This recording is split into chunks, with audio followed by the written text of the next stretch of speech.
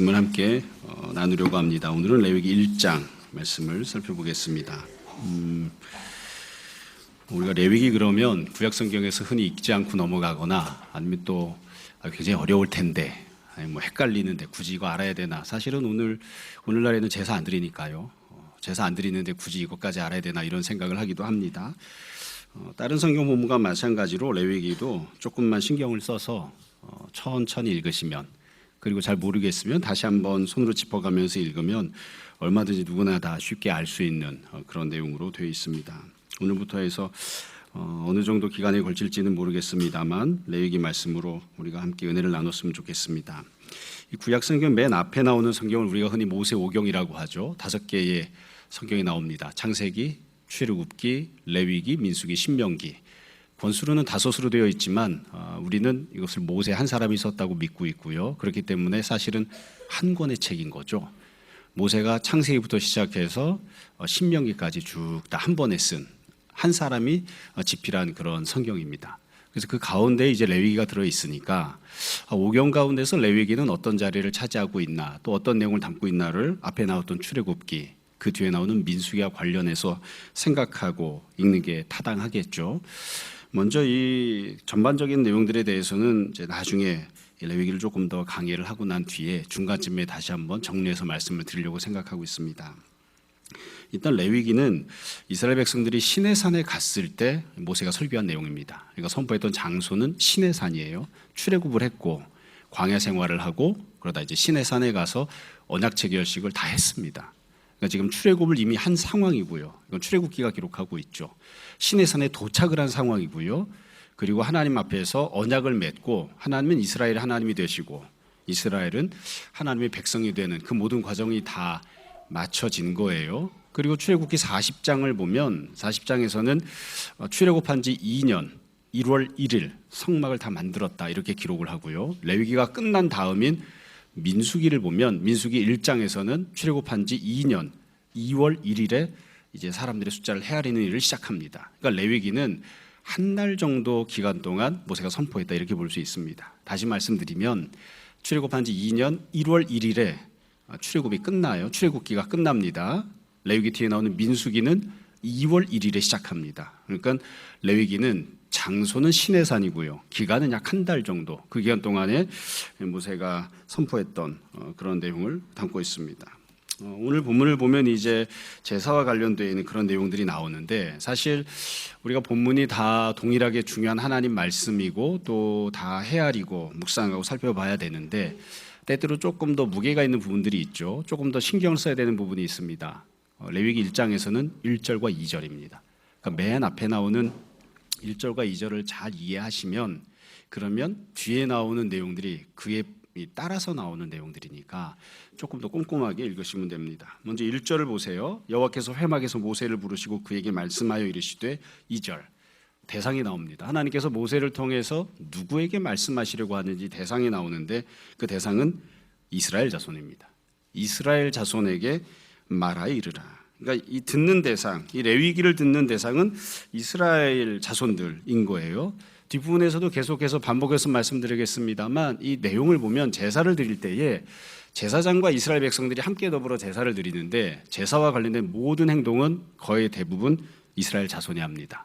그러니까 이스라엘 자손이 짐승도 잡아 죽이고 뭣도 하고 뭣도 하고 다 해요. 그리고 제사장들은 그것을 도와서 하나님 앞에 제사를 드리게끔 그렇게 하거든요. 그래서 이스라엘 자손들이 이 말씀을 듣고 있다. 이게 매우 중요하고요. 실제로 제사와 관련된 내용을 이야기할 때에 1장부터 7장까지 레위기를 보면 처음에 이스라엘 자손이 어떻게 해야 하는지가 먼저 나오고 그 뒤에 뒷부분에 가면 제사장들이 어떻게 해야 하는지를 뒤에 붙여서 그렇게 설명을 하고 있습니다. 여기서 이스라엘 자손이 누군지를 잘 생각해야 되는데 처음에 말씀드린 것처럼 이 이스라엘 자손은 이미 출애굽을 한 사람들입니다. 그러니까 우리식으로 이야기하면 구원을 받은 사람들이에요. 그리고 이 이스라엘 백성들은 시내산에서 언약 체결식을 맺은 사람들입니다. 그러니까 이미 하나님의 백성이 된 사람들이에요. 그러니까 이 레위기 내용이나 제사 내용이나 지금부터 하나님 하시는 말씀은 아무에게나 주는 말씀이 아니라 세상에 많은 사람들이 있지만 그중에 특별히 콕 집어서 이미 구원받은 사람, 그리고 이미 하나님 믿고 살겠다고 하나님의 백성이 되겠다고 맹세하고 서약했던 언약을 맺은 사람들, 그 사람들만 이 이야기를 듣고 있는 것이죠. 그래서 이 내용이 근본적으로 보면 예배와 관련된 것이다 이렇게 생각한다면 우리가 다 알고 있는 대로 도대체 예배는 누가 드리는 것인가? 아무나 와서 예배를 구경하거나 예배에 참여하는 것이 아니라 이미 하나님의 은혜를 받고 구원을 받은, 그래서 하나님의 자녀가 된 사람들이 예배를 드리는 거죠. 그 사람들에게 하나님께서 이런저런 말씀들을 주시는 거예요. 그 뒤에 보시면 2절 두 번째 줄입니다. 대상은 이스라엘 백성들이라면 그 뒤에 보시면 어떤 것을 하나님 명령하셨는가? 너희 중에 누구든지 여호와께 예물을 드리려거든 가축 중에서 소나 양으로 예물을 드릴지니라, 이렇게 되어 있습니다. 그러니까 지금 하나님께서 맨 앞에 우리가 흔히 이야기하는 제사와 관련된 내용을 말씀을 하실 때 제일 중요하게 처음에 언급하신 건 뭐냐면 예물을 드리는 거예요. 예물을 드리는 거. 다시 말씀드립니다. 이 제사가 5가지 제사가 있는데 앞부분에 나오는 제사들은 하나님께 예물을 드리는 제사고요. 뒤로 가면 죄를 용서함 받기 위해서 드리는 제사가 나옵니다. 그러니까 하나님 앞에 제사를 드릴 때의 제사의 근본은 하나님께 예물을 바치는 거예요. 하나님을 섬기는 것, 그게 제사의 근본입니다. 그리고 이것이 제일 중요한 핵심적인 메시지를 담고 있습니다. 왜냐하면 하나님께서 이스라엘 백성들에게 예물을 드릴 것에 대해서 지금 말씀을 하시잖아요. 이건 하나님과 이스라엘 백성 사이의 관계가 달라졌다는 것을 명확하게 보여주기 때문에 그렇습니다. 여지껏은 이스라엘 백성들이 하나님께 예물을 드리지 않았습니다. 간단해요. 그리고 조금 더 직접적으로 이야기하면 이스라엘 백성들이 하나님께 예물을 드리면 하나님이 안 받으셨습니다. 난 안 받겠다, 갖고 오지 마. 이게 하나님의 기본 입장입니다. 근데 하나님께서 관계를 바꾸시는 거예요. 이제부터는 너희가 예물을 가지고 오면 내가 예물을 받아주겠다. 그러니까 너희가 이제 하나님 앞에 예물을 드리는 사람들이 되라, 그렇게 이제 말씀을 하시는 거죠. 몇 번이나 말씀드리고 설명하곤 합니다만 창세기를 보면 아브라함이 신앙생활을 시작하잖아요. 믿음의 조상이라고 하잖아요. 아브라함이 하나님 앞에 제사를 드리지만 아브라함은 번제, 여기서 레위기에서 명령하고 있는 번제를 드린 적이 없습니다. 자기가 알아서 그냥 제사 드린 거예요. 하나님 이렇게 하면 네가 나에게 가지고 온 예물을 받겠다 말씀하신 적이 없어요. 허락하신 적이 없어요. 근데 그냥 자기가 알아서 갖고 온 거예요. 그러니까 이렇게 이야기하면 좀 어떨지 모르겠습니다만 앞부분에서 누군가가 이 레위기 이전에 하나님 앞에 예물을 가지고 오면 하나님이 발로 걷어차든지 필요 없다, 꺼져라 이렇게 하시든지 아니면 마지못해 받는 그런 양상이었다고 할 수 있습니다. 근데 지금은 달라지는 거죠. 이제부터는 너희가 나에게 예물을 가지고 오면, 네가 나를 섬기는 자가 되면, 네가 나에게 경배하는 자가 되면, 네가 나에게 드리는 예배를, 경배를, 섬김을, 예물을 이제는 내가 받겠다. 그렇게 지금 허락을 하시는 겁니다. 이게 레위기 1장이 담고 있는, 그리고 이 앞부분이 제사들이 갖고 있는 제일 중요한 특징이에요. 하나님과의 관계가 달라지는 거예요. 하나님과의 관계가 달라져서 이제는 하나님을 섬길 수 있고 하나님 앞에 제사를 드릴 수 있고, 우리식으로 이야기하면 하나님께 예배를 드릴 수 있고, 내가 무언가 하나님 앞에 예물을 가지고 오면 하나님께서 그것을 기뻐하시고 받아주시는 그런 관계가 된 겁니다. 아마 이게 불행하고 좋지 않은 일이긴 하지만 여러분들 삶을 살다 보면 누가 선물을 갖다 줘도 꼬라지도 보기 싫은 경우들이 있죠. 없으신가 봐요. 없으신가 봐요. 저도 오늘 아침에 오랫동안 알고 지내던 자매에게 이제 고3이 돼서 자녀가 수능 잘 보라고 초콜릿을 하나 카톡으로 딱 보냈거든요. 그래서 속으로 생각을 했습니다. 받아줘야 될 텐데, 카톡을 씹으면 안 될 텐데, 그런 생각을 했거든요. 그러니까 여지껏은 하나님과 이스라엘 관계는 어떠하냐면 씹는 관계예요.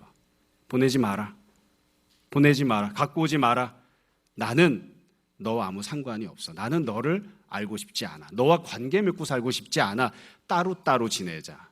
우리 너는 너대로, 나는 나대로, 살고 싶은 대로 그렇게 살다가 너는 어차피 죄 짓는 놈이니까 나중에 내가 너를 심판할 테니 지금도 심판받고 살다가 죽은 뒤에는 영원한 형벌받고 지내라. 그게 하나님과 원래 인류의 관계인데 하나님이 이거를 바꾸기 시작하시는 거예요. 그래서 하나님이 이제 네가 가지고 오면 받겠다. 가지고 와라. 그러면 내가 그것을 받고 내가 너희들에게 은혜를 베풀어 줄게. 이제 이렇게 말씀하시는 거죠. 그래서 지금 이 제사를 드리는 제사와 관련된 모든 내용들에서 지금 우리가 오늘은 1장을 보지만 2장, 3장, 4장, 5장, 7장까지 다 똑같습니다. 하나님 앞에 예물을 드리는 그런 관계가 되었다. 이게 제일 중요한 겁니다. 이제 섬기는 대상이 달라진 거예요.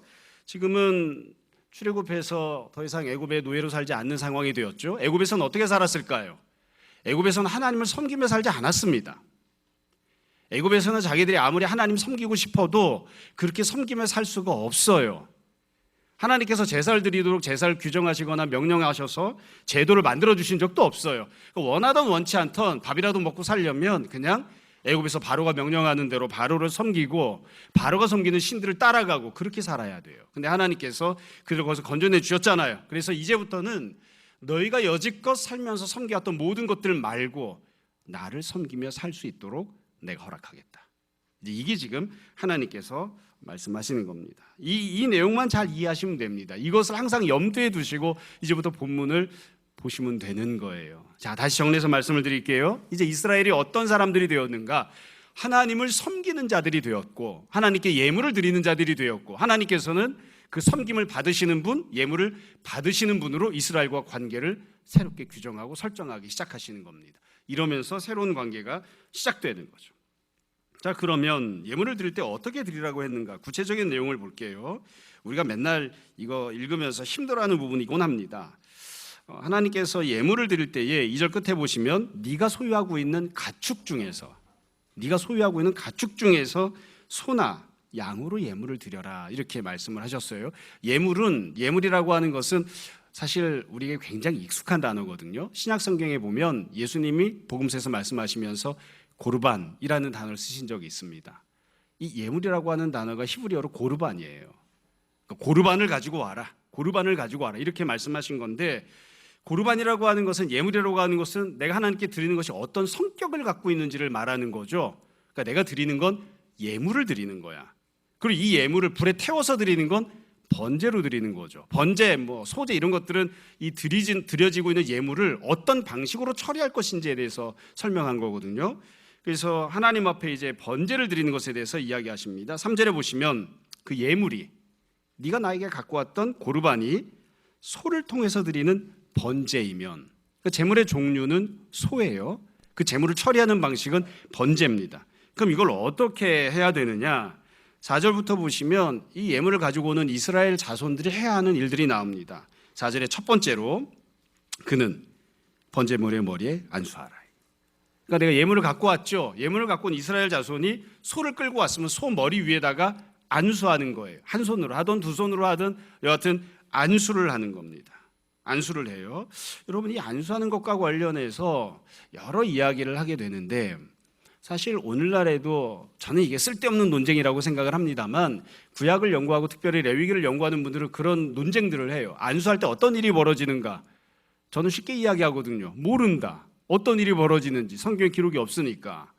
근데 이 안수를 할 때 내가 갖고 있던 죄가 직접 이 짐승에게로, 소에게로 몽땅 다 옮겨진다, 이렇게 주장하는 분도 있고, 어떤 분들은 그냥 상징적인 의미를 갖고 있는데 이렇게 이야기하는 분도 있어요. 뭐가 사실인지는 알 수 없어요. 다만 우리 모두가 다 많이 배웠건 많이 배우지 않았건, 레위기로 학위 논문을 쓰건 쓰지 않건 다 알 수 있는 게 있어요. 왜 안수하는 걸까요? 나 자신이 이 소가 된다는 걸 상징적으로 보여주는 거죠. 이 소가 그냥 단순한 소를 드리는 게 아니라 나 자신이 드리기 위해서 이 소에게 안수를 하는 거예요. 두 번째로 5절에 보면 이렇게 되어 있습니다. 그는 여호와 앞에서 그 수송아지를 잡을 것이요.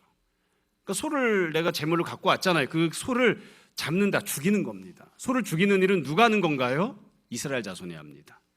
하나님 앞에 예물을 갖고 온 그 자손이 직접 죽이는 거예요. 현장을 한번 상상해 보세요. 저는 오늘날 이제 도살장에서 소를 이제 잡을 때 어떻게 하는지만 이제 유튜브에서 좀 봤지, 과거에 어떻게 했는지는 본 적이 없거든요. 상상을 해보십시오. 송아지가 있다고. 여러분이 소를 끌고 왔어요. 송아지를 끌고 와서 죽일 때 그 소가 어떻게 할까요? 발버둥 치지 않고 가만히 있을까요? 나를 얼른 죽여서 잡아 드십시오 이러고? 조금이라도 소가 발버둥을 치면, 혹은 발버둥을 치지 않아도 우리가 흔히 이야기하는 대로 목에 있는 혈관을 따서 그래서 소를 죽이면 피가 콸콸콸 쏟아 나오겠죠. 그러니까 이 제사 드리는 사람은, 하나님 앞에 예물을 갖고 오는 사람은 우리가 흔히 생각하는 하얀색 옷을 입고 정결하게 나오는 게 아닙니다. 그렇게 해가지고 어떻게 소를 잡습니까? 그렇게 입어가지고 소를 잡아도 어차피 다 피범벅이 되겠죠. 피비린내가 나겠죠. 그래서 제사를 드린다, 하나님 앞에 예물을 갖고 온다고 하는 것은 그 예물 때문에 생겨나는 피비린내를 내가 뒤집어 쓰는 거예요. 거기서 나오고 있는 피를 내가 뒤집어 쓰는 거예요. 그러면서 소를 잡는 겁니다. 이게 두 번째로 하는 것이고요. 그 뒤 세 번째로 6절에 보시면 그는, 이스라엘 자손이 하는 행동이 또 나와요. 그 번제물에 가죽을 벗기고 각을 뜰 것이요. 각을 뜬다는 건 큰 덩어리로 잘라낸다는 겁니다. 상상하기도 어렵습니다. 소 가죽을 벗기는 일을 한번 생각을 해보세요. 저는 못할 것 같아요. 여러분은 잘 하시겠습니까? 그러니까 지금 이 이스라엘 자손이 어떻게 하는가, 끌고 왔잖아요. 첫 번째 안수합니다. 두 번째 죽입니다. 세 번째 가죽 벗기고 토막을 냅니다. 다 누가 한다고요? 이스라엘 자손이 하는 겁니다. 예물을 드리는 자가 직접 그렇게 행동을 하는 거예요.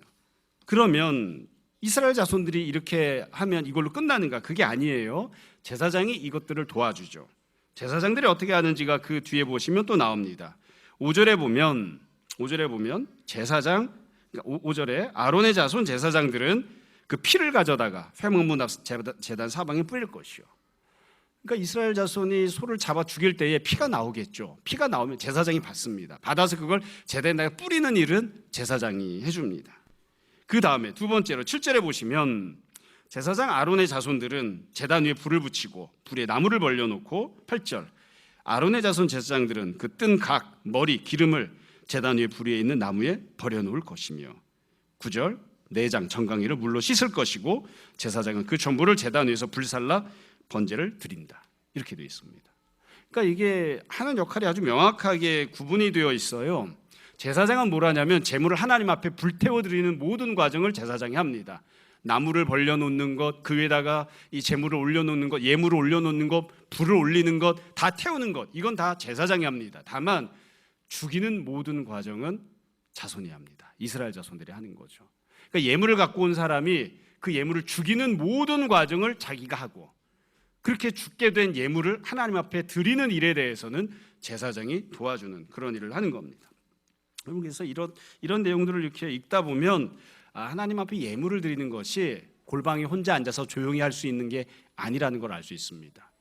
정해진 장소에서 모든 사람들이 보는 앞에서, 그리고 나 혼자만 할 수가 없어요. 제사장이 있어야만 제사를 드릴 수 있으니까 다른 사람의 도움을 받아서, 하나님이 정한 직분을 갖고 있는 제사장의 도움을 받아서 하나님 앞에 예물을 드리는 겁니다. 그래서 이 제사에 대해서, 번제에 대해서 9절 끝에 보면 이렇게 되어 있죠. 이는 화제라, 불로 태웠기 때문에 화제라고 표현한 거예요. 여호와께 향기로운 냄새니라. 냄새가 납니다. 불로 태우니까 어떻겠어요? 냄새가 나겠죠. 사실은 처음에 짐승을 잡을 때부터, 소를 잡을 때부터 냄새 납니다. 소가 오니까 소똥 냄새가 날 테고, 그 소를 죽여서 피를 뽑을 테니까 피비린내가 날 것이고, 태우니까 그러니까 타는 냄새가 나겠죠. 그래서 내가 하나님을 섬겼다, 하나님 앞에 예배를 드렸다, 하나님 앞에 예물을 드렸다, 이거는 숨길 수가 없습니다. 옆에 있는 사람들이 다 알아요. 저 사람이 하나님 앞에 냄새가 나게 하는구나. 저 사람이 누가 봐도 하나님을 섬기는 사람이구나. 공개적으로 이렇게 행동을 하는 그런 방식으로 하나님께 예물을 드리는 겁니다. 자, 그러면 이와 같이 했을 때에 하나님께서는 어떤 은혜를 베푸시는가? 하나님께서 이렇게 예물을 가지고 와라 이렇게 말씀하셨는데, 그러면 어떻게 하시는가에 대해서 기록을 합니다. 4절이 기록을 하는데요, 하나님이 베푸신 은혜를 두 가지를 기록하고 있습니다. 4절을 보세요. 그는 번제물의 머리 안수할지니 그를 위하여 기쁘게 받으심이 될 것이다. 첫 번째 은혜는 하나님이 받아주신다는 겁니다.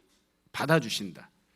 사실 이 제사를 드릴 때 제일 중요한 건 하나님이 받으시는가가 안 받으시는가가 제일 중요하거든요. 하나님이 안 받으시면 이게 무슨 소용이 있겠습니까? 그래서 하나님께서 내가 받아주겠다. 그리고 이 앞에 보면 명확하게 표현해 놨죠. 그를 위하여. 이때 받으신다고 하는 것은 예물을 받는 것만이 아니라 앞부분에서 왜 안수를 했던 거죠? 제사를 드리러 온 사람, 예물을 가지고 온 사람이 자기 자신을 이 짐승에게 담고 있잖아요. 송아지에게 담고 있잖아요. 그 송아지를 하나님이 받으시는 것을 통해서 이 예물을 가지고 온 너를 내가 받아주겠다. 그래서 이 제사를 통해 하나님 베푸신 첫 번째 은혜는 제사 드리는 사람, 이스라엘 자손을 하나님이 받아주시는 겁니다. 두 번째 하나님 베푸신 은혜가 나옵니다. 그 뒤에 보면 이렇게 돼 있어요. 4절 끝에 그를 위하여, 똑같죠. 그를 위하여 속죄가 될 것이라. 죄를 용서하시겠다고 말씀하십니다. 이게 참 묘한 부분인데요. 왜 그러냐면 사실 이 제사는, 번제는 죄를 용서받기 위해서 드리는 제사가 아니에요. 죄를 용서받기 위해서 드리는 제사는 뒤에 가면 속죄제, 속건제 이런 제사들이 따로 있습니다. 지금 드리는 제사는 왜 드리는 겁니까?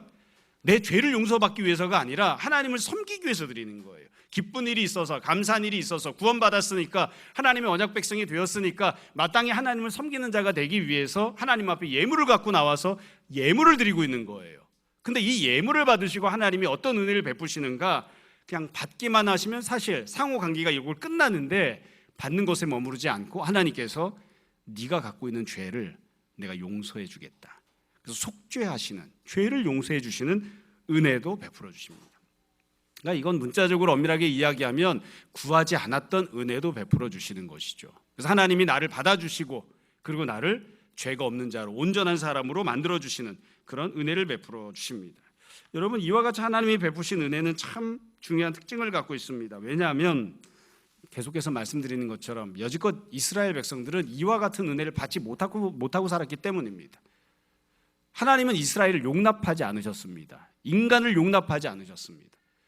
우리가 다 잘 알고 있는 것처럼 에덴 동산을 만드시고 하나님이 아담과 하와를 두셨지만, 그렇지만 아담과 하와가 죄를 짓고 쫓겨났잖아요. 그래서 그 이후에 모든 인류는 쫓겨난 인생을 살고 있어요. 하나님이 베풀어 주신 좋은 것들을 누리고 사는 것이 아니라 울타리를 하나님이 쳐버리시고 쫓아내시고 에덴 동산에는 다시는 들어오지 못하게끔 불칼을 들고 있는 천사들이 지키게 하셨다고요. 그러니까 하나님이 베푸시는 가장 좋은 은혜는 인류는 누리지 못하는 은혜들입니다. 들어와, 네가 나한테 들어오면 내가 너를 반드시 죽여버릴 거다. 그게 하나님이 칼을 들고 에덴 동산을 지키시는 모습이에요. 사실 이게 기본적으로 하나님과 인간 사이의 관계였거든요. 난 너를 받아들이지 않는다. 너도 내 앞에 얼씬거리지 마라. 이게 기본적인 관계였어요. 그런데 하나님께서 들어와도 돼, 내가 받아줄게 하고 받아주시는 겁니다. 그럼 받아주시는 관계로 바뀌었으니까요. 또 하나님께서 죄를 지은 자들을 향해서 심판을 하시잖아요. 우리가 계속 이야기하는 대로 아브라함은 하나님 앞에 죄를 지은 다음에 이 죄의 문제를 처리할 방법을 알지를 못했습니다. 하나님께서 네가 제사 드리면 내가 네가 지은 죄를 용서해 줄게 말씀하신 적이 없어요. 어떻게 해야 됩니까? 죄를 지었는데 손에 피가 묻었는데 내가 악한 잘못된 이익을 내 손에 갖게 되었는데 이 문제를 어떻게 처리해야 돼요? 처리할 방법이 없는 거예요. 근데 하나님께서 지금 약속을 하시잖아요. 네가 나를 섬기는 자가 되고 예배드리는 자가 되어서 예물을 가지고 오면 네가 구하지 않았어도, 또 너는 지식이 없어서 어떻게 그 죄의 문제를 처리할지 모른다 할지라도 내가 너의 죄를 용서해 주마. 그래서 네가 내 앞에서 죄가 없는 의로운 사람이 되게 해주마. 이게 하나님께서 약속하시는 내용입니다. 하나님께서 이 번제와 관련해서 소와 관련된 것만 말씀하신 게 아니라 그 뒤에 10절부터 17절까지 보시면 다른 종류의 제물에 대해서도 말씀하십니다. 10절부터 13절까지 보시면 10절을 보세요. 만일 그 예물이 가축대의 양, 염소로 드리는 번제면, 그 제물의 종류는 양이나 염소입니다. 제물을 처리하는 방식은 번제, 불로 태워서 드리는 거예요. 흠없는 순것으로 할지니. 그래서 송아지로만 제사를 드리는 게 아니라 양이나 염소로 드리는 제사도 나옵니다. 과정은 똑같습니다. 한 가지 차이가 있다면, 송아지로 하나님 앞에 예물을 드릴 때에는 이스라엘 백성들이 처음에 안수를 하죠. 근데 양이나 염소와 관련해서는 안수를 하라고 하는 기록이 없습니다. 그런 명령이 없어요. 그래도 제가 생각할 때는 동일한 원칙을 따라서 안수를 하지 않았을까 싶습니다. 다른 것들은 다 똑같이 돼 있어요. 14절부터 17절까지를 보면 세 번째 예물의 종류가 나오는데, 14절에 만일 여호와께 드리는 예물이 새의 번제이면, 하나님께 예물을 갖고 왔는데 새를 가지고 하나님 앞에 태워서 드리는 번제를 드리는 거예요. 그러면 산비둘기, 집비둘기 새끼로 예물을 드릴 것이다. 저는 개인적으로는 제일 많이 드렸던 게 이 산비둘기나 집비둘기 새끼로 드렸던 예물일 것 같아요. 왜냐하면 송아지로 잡아 드리는 것보다는 이게 간편하기도 하고 돈도 싸게 먹히잖아요. 그렇죠? 근데 사실 잘 모르겠습니다. 산비둘기는 알 것 같아요. 가서 잡아오면 산비둘기인데, 집비둘기는 집에서 키우는 비둘기인가, 옛날에는 비둘기를 집에서도 키웠나, 뭐 여하튼 이제 산비둘기, 집비둘기 이런 새끼를 잡아서 하나님 앞에 드리게끔 그렇게 명령을 했습니다. 그래서 우리가 보려고 하는 1장 본문은 여기까지 이렇게 되어 있습니다. 1장 본문 내용이 그렇게 복잡하거나 어렵지 않습니다.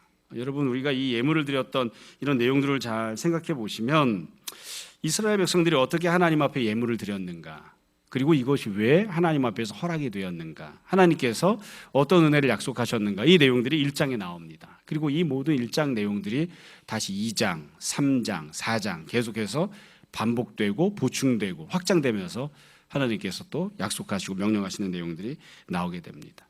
자, 오늘 우리가 보려고 하는 본문은 여기까지입니다. 이와 관련해서 이미 다 말씀드렸던 내용들을 다시 한 번 더 정리해서 말씀을 드리려고 합니다. 일단 제일 중요한 첫 번째는 하나님께서 레위기를 왜 주셨는가를 생각해 볼 필요가 있습니다. 처음에 말씀드린 것처럼 출애굽을 했잖아요.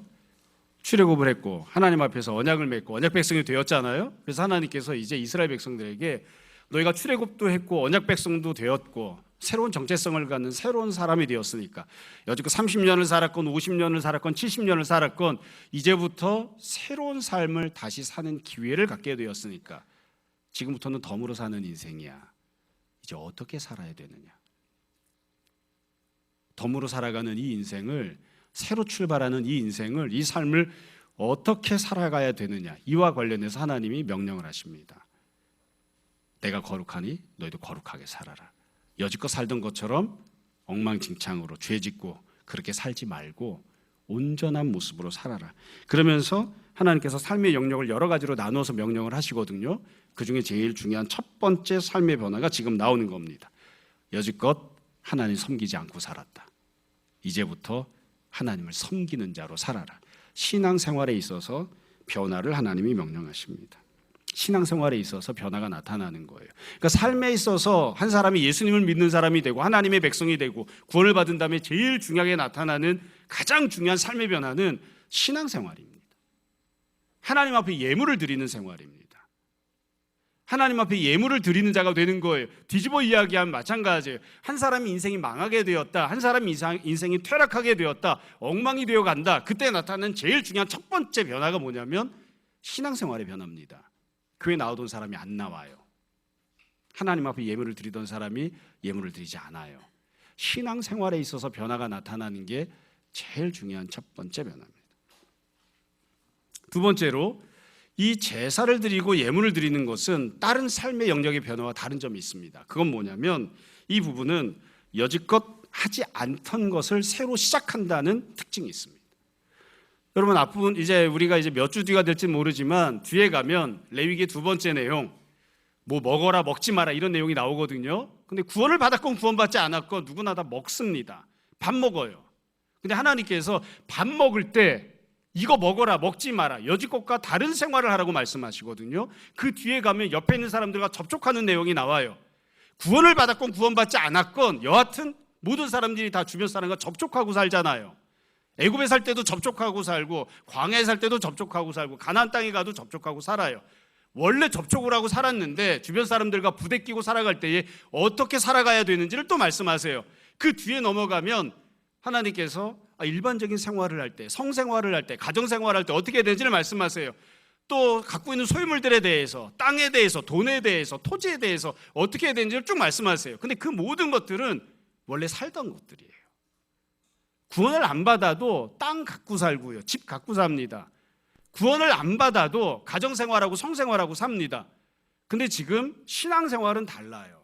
신앙생활은 구원받은 사람만 하는 겁니다. 여지껏 이건 한 적이 없었어요. 앞부분에서도 말씀드린 것처럼 아브라함이 간혹 가다가 하나님 앞에 진짜로 이 가뭄에 콩나듯이 제사를 드리곤 했었죠. 그러나 그 제사도 하나님이 명령하신 이 제사가 아니에요. 그러니까 신앙생활을 시작했다, 신앙생활의 변화가 나타났다는 건 뭐냐면 하나님께서 정하신 대로, 하나님께서 원하시는 대로, 하나님이 허락하신 대로 여지껏 하지 않던 일을 시작하는 겁니다. 하나님을 섬기는 일은 하지 않던 것을 하는 겁니다. 예물을 가지고 오는 것은 하나님께 예물을 드리고 하나님께 드리는 것은, 불에 태워서 바치는 것은 여지껏 하지 않던 것들을 하는 거예요. 그러니까 그 사람이 예수님 믿고 가장 처음에 중요하게 나타나는 변화가 무엇인가, 무엇에서 삶이 변했는가. 여지껏은 예배 안 드렸는데 이제는 예배 드리는 사람이 되는 것이 가장 중요한 변화라는 거죠. 그건 하나님이 허락하셨기 때문에 이제부터 할 수 있는 그런 변화입니다. 세 번째 특징이 있습니다. 이 내용을 보시면 여러분, 제가 상세하게 설명은 안 드렸지만 제물에 있어서 예물에 있어서 각각 종류들이 좀 다르게 있습니다. 어떤 경우엔 송아지, 어떤 경우엔 양, 염소, 어떤 경우엔 새를 가지고 하나님 앞에 예물을 드려요. 왜 이렇게 여러 가지 다양한 종류의 예물이 있을까요? 모릅니다. 하나님이 그냥 이렇게 규정하셨으니까 각각 맞춰서 하면 됩니다. 다만 우리가 생각해야 될 점이 하나가 있는데 이 예물들과 관련해서 뭐냐면 이건 소득 수준에 따라서 예물이 정해진 게 아니에요. 부자는 송아지로 제사를 드려야 되나요? 송아지로 예물을 갖고 와야 됩니까? 아닙니다. 부자도 그냥 비둘기 갖고 오면 됩니다.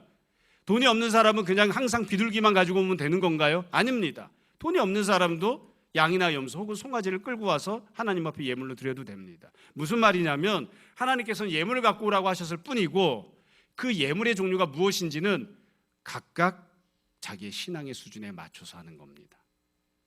엄밀하게 이야기하면 경제 수준에 맞추는 게 아니라 신앙 수준에 맞추는 겁니다. 어떤 분들은 현실적으로 보면 가난한 사람도 하나님 앞에 예물을 드릴 수 있게 하기 위해서 비둘기를 예물의 종류에 넣으셨다 이렇게 이야기합니다. 저도 그렇게 생각합니다. 가난한 사람은 비둘기라도 갖고 와서 예물을 드려야 될 거 아닙니까? 하나님께서 송아지로 드리는 예물은 크게 받으시고 비둘기로 드리는 예물은 작게 받으시고 이렇게 하신 건 아니에요. 그 예물에 의해서 받으시는 기쁨의 정도가 달라지는 건 아닙니다. 똑같습니다. 그러니까 가난한 사람도 예물을 드릴 수 있게끔 비둘기도 예물에 포함시켜 주신 거예요. 그러나 엄밀하게 이야기하면 각각의 경제 수준에 맞춰서 예물을 정하라고 한 게 아니에요. 넌 가난하니까 계속 비둘기만 예물로 갖고 와도 된다. 아니에요. 내가 하나님 앞에 얼마나 감사하는지, 내가 얼마나 구원의 은혜를 감격해 하는지, 내가 하나님을 얼마나 귀하게 여기는지 내 신앙의 정도에 따라서 예물을 정하는 거예요. 그건 내가 정하는 겁니다. 하나님이 정해 주신 게 아니에요. 그래서 어떤 사람은 큰 은혜를 받았어도 비둘기만 끌고 오는 사람이 있는가 하면 어떤 사람은 저까지 뭐 은혜가 될까 싶어도 하나님 앞에서 은혜 감격해 하고 너무 감사해서 큰 것을 갖고 오는 사람들이 있는 거죠. 그래서 우리가 작은 것을 갖고 오는 사람이건 큰 것을 갖고 오는 사람이건 그것을 우리가 평가하지는 않습니다. 각각 자신의 분량대로 그렇게 드리면 됩니다. 다만 여기서 하나님께서 종류를 정하셨으니까 이 종류에 가급적 따라서 제사를 드려야 되겠죠. 예물의 종류는 송아지, 양, 염소, 비둘기 이렇게만 정해져 있으니까 이것만 드리면 됩니다. 이것만. 근데 이 안에 보면 아주 중요한 원칙이 하나 들어있어요. 하나님 이게 원칙이야 라고 말씀은 안 하셨지만 이렇게 우리가 모두가 다 이렇게 보다 보면 알 수 있는 점이 있습니다. 그게 뭐냐면 이 예물을 드릴 때에는 나 자신을 드리는 마음으로 드려야 되는 겁니다. 그리고 드려지는 예물은 완전히 드립니다. 여러분 여기서 번제를 드릴 때 예물을 드릴 때에 소를 끌고 왔어요. 그 중에 일부는 떼어내서 내가 소고기로 구워 먹고 나머지는 하나님께 드려야지. 그런 거 없습니다. 몽땅 드리는 겁니다. 몽땅. 송아지를 드리건 양을 드리건 비둘기를 드리건 몽땅 드리는 거예요. 완전히 드리는 거예요. 결국 그래서 지금 여기서 예물에 대해서 하나님 말씀하신 걸 사실 명시적인 그런 표현은 나오지 않지만 제가 이렇게 본문을 읽으면서 듣는 느낌, 갖게 된 생각 그거예요. 너 자신을 머리끝에서 발끝까지 하나도 빠짐없이 몽땅 다 하나님께 드리라. 그게 예물입니다. 왜 이렇게 명령하셨을까요? 아주 간단해요. 구약이 갖고 있는 모든 명령들은 기본 원칙이 있거든요. 눈에는 눈, 이에는 입니다. 너 어떻게 해서 지금 생명을 갖게 되었니? 너 죽을 놈인데 살려놨지. 내가 너를 살려놨다. 그러니까 너는 내 거야. 그래서 하나님이 예물을 갖고 올 때에 빌려오거나 꾸어오거나 남의 것을 갖고 와서 하는 예물 안 받습니다. 네가 갖고 있는 네 소유물 중에서 하나를 정해서 하나님께 드리는 거예요. 네가 갖고 있는 소유물은 다 하나님의 것임을 인정하라는 거죠. 너 자신을 하나님께 드리라고 그렇게 말씀하시는 거예요. 그게 이제 예물이 갖고 있는 중요한 특징입니다. 마지막으로 한 가지만 더 말씀드리고 오늘 말씀을 마무리하겠습니다. 이제 우리가 레위기를 시작을 하니까 앞으로 이제 계속해서 반복해서 이야기하고 더 설명하고 보충해서 말씀드리고 할 거예요. 여러분 우리가 이 율법을 읽을 때마다 처음에 말씀드린 것처럼 우리 오늘날 제사도 안 드리는데 이거 뭐 때문에 읽을까 이런 생각을 하죠. 저도 그런 마음이 많이 있습니다. 여러분 혹시 제사 드리시는 분 없죠? 제사 드리는 거 보신 분 없을 거예요 아마. 뭐 때문에 이거 하겠습니까? 그렇죠? 하나님께서 이 율법을 주셨을 때에 예물을 가져오는 것에 대해서 말씀을 하셨을 때에 이건 완성된 모습이 아니라 첫 번째 모습이라는 것을 항상 기억해야 됩니다. 여지껏은 하나님과 관계없이 살았어요. 이제 하나님과 관계를 맺기 시작합니다. 여지껏은 하나님께 예물을 드릴 수가 없었어요. 근데 이제 하나님께 예물을 드리기 시작합니다. 그 첫 출발점을 지금 하나님 말씀하신 거예요. 그럼 과연 이 제사를 드리는 것, 번제를 드리는 것, 번제를 통해서 예물을 드리는 게 하나님이 원하시는 100% 완벽한 모습일까요? 아닙니다. 우린 예수님 믿고 있으니까 이걸 너무나 잘 알고 있죠. 하나님께서 원하시는 관계는 예물을 드리고 하나님 우리를 받으시고 죄를 용서하시는, 이게 하나님이 원하시는 우리와 하나님 사이에 완벽한 100% 그런 관계의 모습일까요? 아닙니다. 이건 첫 출발점입니다. 그래서 내가 이스라엘 백성이라면 예물을 들고 하나님 앞에 왔어요. 하나님이 나를 받으시니까 너무 감사합니다. 내가 죄사함을 하나님으로부터 받게 되니까 너무 감사합니다. 그렇게 시작했어요. 그럼 그 다음에 무슨 생각을 해야 정상이냐면, 그러면 나는 이제 하나님과 어떤 관계를 맺고 살아야 하나요? 이게 끝인가요? 이것만 하면 되는 건가요? 우리가 다 압니다. 그 관계로 끝나는 게 아니에요. 하나님이 원하시는 관계는 따로 또 있습니다. 예수님께서 이 땅에 오셔서 우리를 하나님과 관계 맺게 하시면서 그냥 예물 드리는 자, 그런 관계로 머무르게 하시는 게 아니었죠. 그걸 더 잘 예물을 드리게 하고자 우리를 구원하신 게 아니에요. 우리를 하나님의 자녀 삼으시고 나중에는 결국 신약 성경에서 또 다른 부분들에서 선포하는 것처럼 하나님이 우리를 그저 받아주신다 정도가 아니라 하나님이 갖고 계신 모든 영광과 하나님의 위엄과 하나님의 자유와 하나님이 갖고 계신 모든 온전한 성품들을 우리가 다 받아 누리는 자가 되게 하시고자 우리를 구원하시는 거예요. 그 모든 관계까지 가기까지.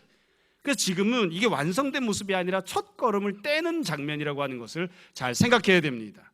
마찬가지입니다. 하나님 앞에 소를 드립니다. 다른 것들도 드립니다. 그러면 하나님 앞에 드리는 것이 과연 이것이 완성된 모습일까요? 하나님이 정말 원하시는 건 소를 받기 원하시는 건가요? 아닙니다. 아닙니다. 하나님께서 우리에게 베풀어 주시는 것이 받아주시고 죄를 용서해 주시는 것만이 아니라 예수님께서 말씀하신 것처럼 성령 충만함을 허락해 주시고 진리의 말씀을 주시고 영생을 주시고 천국을 주시는 것처럼 우리가 하나님 앞에 드리는 것도 마찬가지여서 우리가 하나님 앞에 드리는 예물도 송아지가 아니고 돈이 아니고 우리의 마음을, 우리의 영혼을, 우리의 삶을, 우리가 갖고 있는 모든 것들을 하나님 앞에 온전히 다 내어드리는 그런 예물을 하나님 앞에 바치는 그런 모습으로 나아가야 되는 거죠. 그래서 우리가 종종 문자에 너무 함몰되고 나는데 그렇게 해서는 안 됩니다. 송아지를 드렸으니까 난 할 거를 다 했어. 아니에요. 하나님은 그걸 원하시는 게 아니에요. 지금은 첫 출발점입니다. 우리가 이 사실을 항상 잘 생각했으면 좋겠습니다.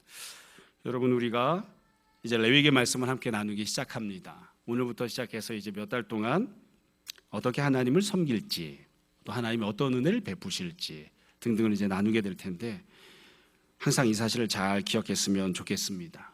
우리가 구원받은 사람이 된 것, 언약을 통하여 하나님의 자녀가 된 것, 그리고 하나님 앞에 예물을 드릴 수 있는 사람이 된 것, 우리 삶에 있어서 신앙생활이라고 하는 부분이 삶의 영역으로 자리 잡고 있다는 것, 하나님 앞에 모여서 모든 사람들이 보는 앞에서 냄새를 피우며 모든 사람들이 보는 앞에서 소리를 내고 나 혼자만이 아니라 주변에 있는 다른 직분자들과 다른 성도들의 도움을 받아 하나님 앞에 예배드리는 자가 되었다는 것, 그것이 얼마나 귀한 은혜인지를 늘 생각하고 또 그렇게 예물을 주님 앞에 드리는, 그리고 더 귀한 것들도 드리고 하나님께서 베푸시는 더 큰 은혜들도 누리는 우리 모두가 되었으면 좋겠습니다. 날마다 주님을 가까이 하고 주님을 사랑하고 주 앞에 아낌없이 나 자신을 온전히 드리며 사는 우리 모두가 되기를 주님 이름으로 축원합니다. 잠시 기도하겠습니다. 오늘 말씀을